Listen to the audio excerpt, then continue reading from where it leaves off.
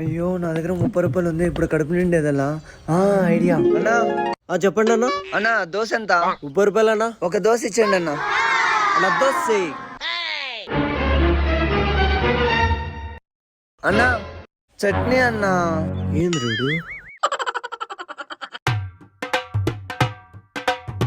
అన్నా చట్నీ అయినా మరి ఇప్పుడే కదా వేసింది.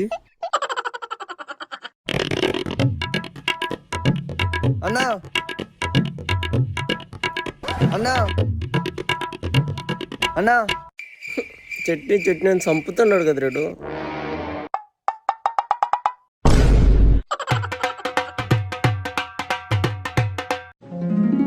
అన్నా ఇందన్నా 30 రూపాయలు. పోరా స్వామి పో. దోశ తినేకొచ్చినాడా చట్నీ తినేకొచ్చినాడు రా. ప్లీజ్ సబ్స్క్రైబ్ చేయండి.